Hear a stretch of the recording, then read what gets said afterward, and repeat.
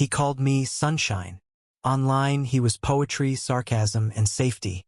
In real life, he was my boss, the cold-eyed CEO who made interns cry and executives sweat.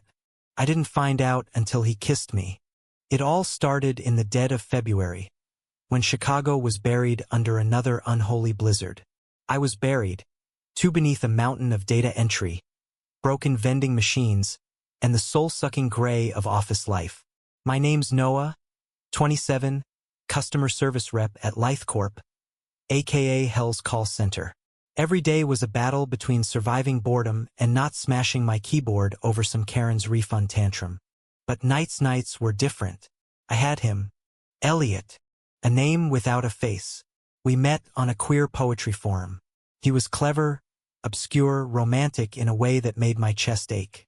We talked about books, death, music, our exes, therapy, grief. He never sent selfies. Said he was terrible with cameras. I didn't push. He listened when I vented about my manager. He sent me quotes when I said I felt invisible. I fell hard. And then I got promoted. No warning. No interview. Just a cold email from HR. Effective immediately. You've been transferred to the Executive Office Support Division under Mr. Damian Cross. The Reaper. That's what people called him. CEO since age 35.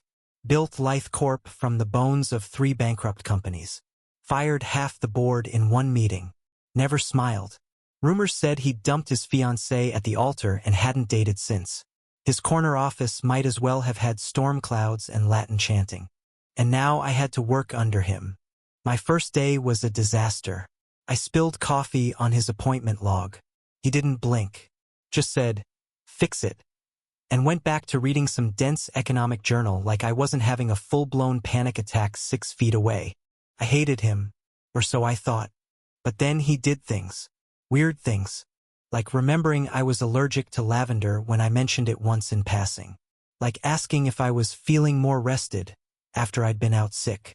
Like pausing outside my cubicle just a moment too long before walking away. And then came the earthquake. Elliot ghosted me. No message. No poetry. Nothing. I was wrecked.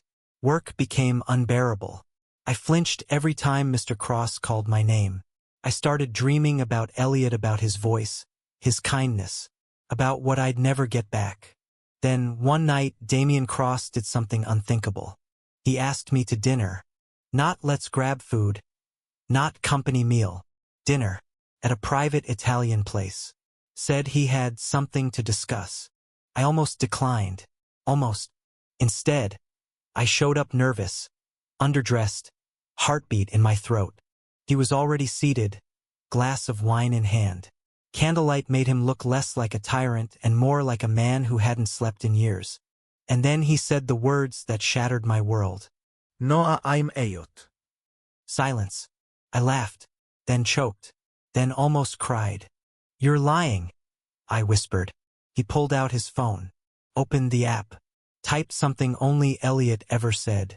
You don't need to be light to deserve love. Even shadows need warmth. I stared at him, throat burning.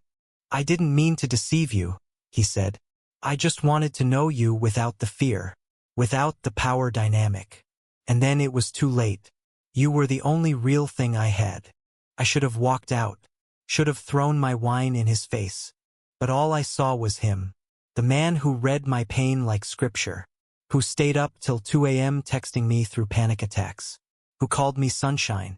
I don't know what this is, I said, shaking. But I can't pretend I didn't feel it. I need time. He nodded. I'll wait. Days passed. I avoided his office.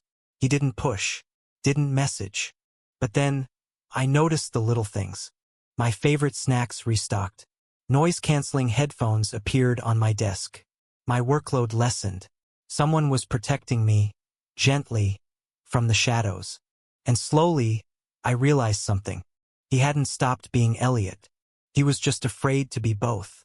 One Friday evening, I returned to the poetry forum. There he was. Elliot.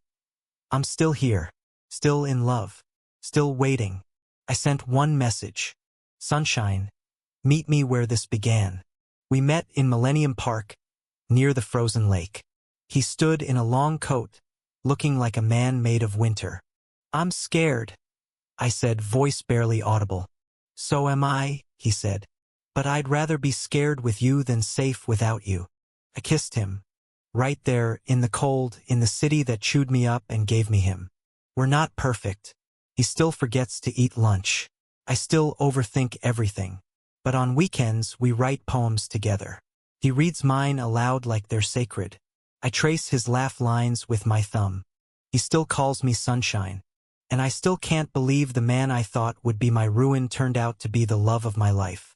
Because sometimes even death wears a suit and learns how to love. Thank you for listening. Don't forget to like and subscribe to stay updated with the latest videos.